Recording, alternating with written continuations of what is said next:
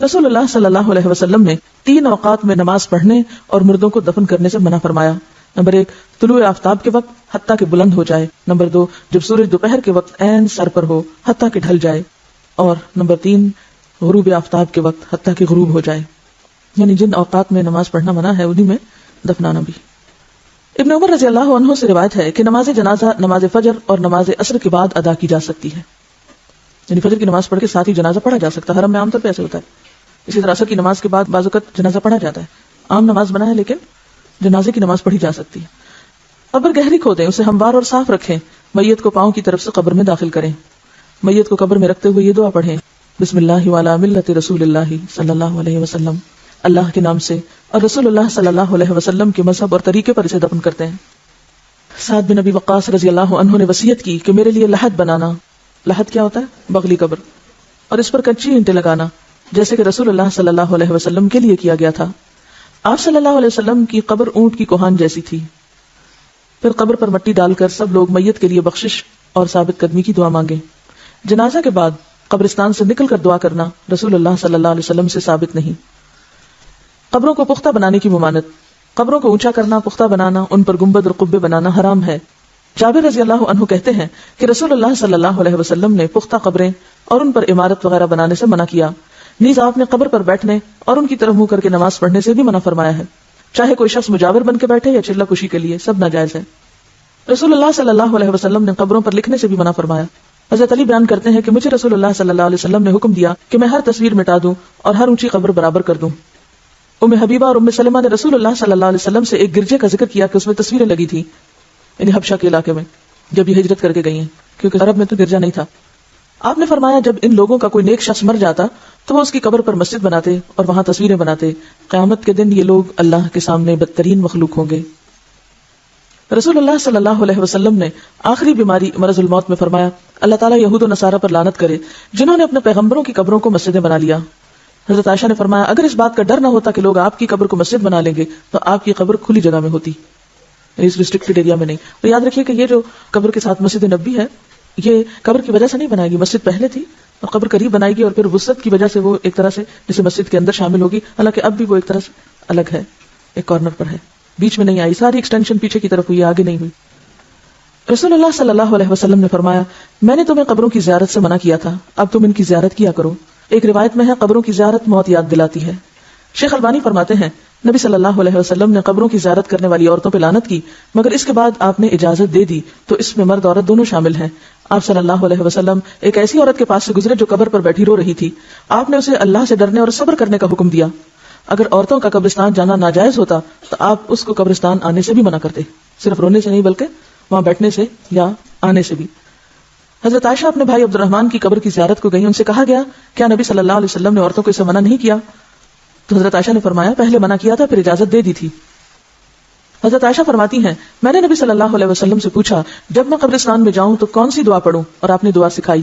تو اس سے کیا پتہ چلتا ہے کہ عورت جا سکتی ہے لیکن کثرت سے جانا منع ہے, ورنہ تو آپ کہتے ہیں کہ تم نے جانا ہی کیا ہے وہاں تو کیوں یہ دعا سیکھتی ہوں.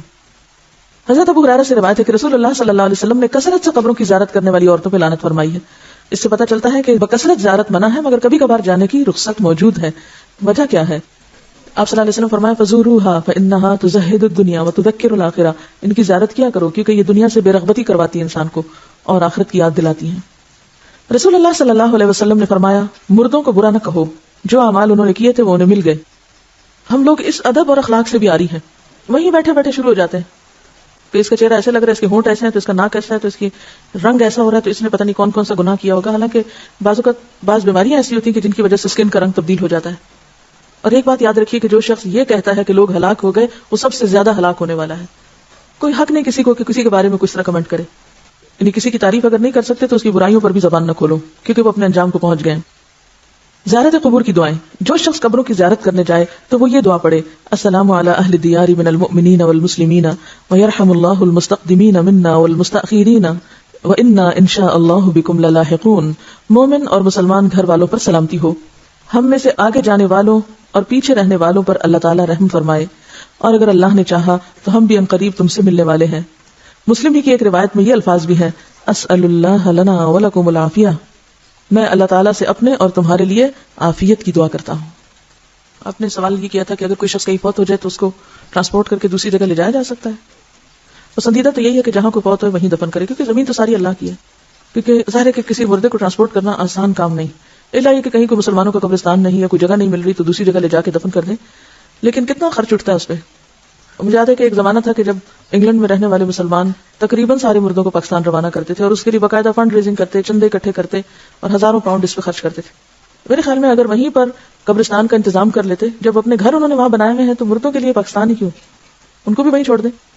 اسی پیسے سے اگر ہر کوئی اپنے اس مردے کے نام پہ ایک ایک اسکول اپنے گاؤں میں بنوا دیتا تو کتنے بچوں کی تعلیم کا انتظام ہو جاتا اور اس مردے کے لیے بھی صدقہ جاریہ ہوتا. ہم بعض اوقات غیر ضروری جگہوں پر مال خرچ کرتے ہیں, حالانکہ اس سے بہتر مقامات اور مواقع موجود ہوتے ہیں جن پہ اگر تھوڑا سا غیر جذباتی ہو کے سوچا جائے تو بہت فائدہ ہو سکتا ہے. جیسے اگر ایک مردے کے اوپر 1000 پاؤنڈ بھی خرچہ ہے, مجھے نہیں معلوم آج کل کتنا ٹکٹ ہے مردے کے لیے, کیونکہ وہ ایک سواری کا نہیں, میں 2 یا 3 کے برابر ٹکٹ ہوتا ہے, اس ویسے بھی وہ لگیج میں ڈال کے بھیجتے ہیں, اندر جہاز میں اوپر تھوڑی رکھتے ہیں. تو کرامت کے بھی خلاف بات بنتی ہے نا. ایک شخص جو فوت ہو چکا ہے اس نے جانا زمین میں ہی ہے, وہاں اس زمین میں ڈالنے کے لیے کسی اور زمین میں آپ اس کو بھیج رہے ہیں, اور پھر اس سے حاصل کیا ہوگا؟ یعنی صرف دوسروں کی تسلی کے لیے, اور پھر اس پہ کتنے کتنے دن گھروں میں, وہ تو ایک خرچہ ہے نا کہ ٹکٹ آپ کو وہاں سے لینا پڑے گا. اس کے لیے 1000 پاؤنڈ اگر لگتا ہے تو آج کل 1000 پاؤنڈ جو ہے وہ تقریباً میرے خیال لاکھ کے برابر ہی زیادہ ہے. میرے خیال 1,14,000 یا 20 کچھ اس طرح بنے گا. اب اتنے پیسوں میں آپ کسی گاؤں میں 2 کمروں کا اسکول بنا سکتے ہیں.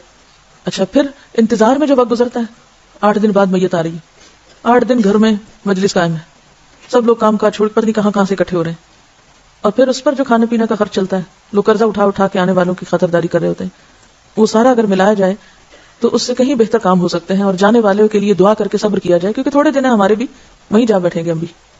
تو جب ہمارے سامنے مقاصد واضح نہیں ہوتے تو پھر ہم اپنے جذبات, اپنی تسلی, اپنے سکون اور اپنی خواہش پوری کرنے کے لیے بلا ضرورت اس طرح کی تکلیف کرتے ہیں.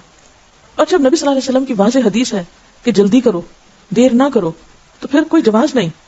دیکھیے, ایک شخص وہاں سے آئے گا, آ کے بس صرف شکل دیکھے گا, روئے دھوئے گا اور خلاص. آپ پہلے اتنا عرصہ کہاں تھے؟ آپ کو اس وقت آنا چاہیے تھا جب وہ زندہ تھا. اب تو ایک رسم دنیا نبھانے آ رہے ہیں آپ. اور دوسری بات یہ ہے کہ مورچری میں رکھ دیتے ہیں. آپ کو کوئی مورچری دیکھنے کا اتفاق ہوا؟ میں نے دیکھی ہے. ایسے ہی جیسے فریزر ہوتے ہیں, کھلتے ہیں اور مردے اس طرح اندر رکھ دیے جاتے ہیں جیسے فریج میں آپ کو چیز رکھ رہے ہیں. آپ اپنے لیے پسند کریں گے کہ آپ کو مرنے کے بعد فریز کیا جائے اور آپ کو مرنے کے بعد اٹھا کے کبھی کہیں کبھی کہیں, اور بعضوں کا جب وہاں سے ٹرانسپورٹ کرتے ہیں تو آپ کو پتا ہے کہ وہ سارا کچھ اندر سے نکال لیتے ہیں, سب مانتے ہر چیز, حتیٰ کہ بعضوں کا برین تک کو بھی, اور صرف کھوکھلی سے وہ ایک چیز ہوتی ہے, ہڈیاں چند جو اتنی ہی دور لائی جاتی ہیں. کس لیے؟ زمین کے کسی بھی حصے میں ہوں گے, اٹھا لیے جائیں گے واپس. ایسی چیزوں کو کٹ ڈاؤن کرنا چاہیے اور تھوڑا سا عقل سے کام لینا چاہیے, جذبات سے زیادہ.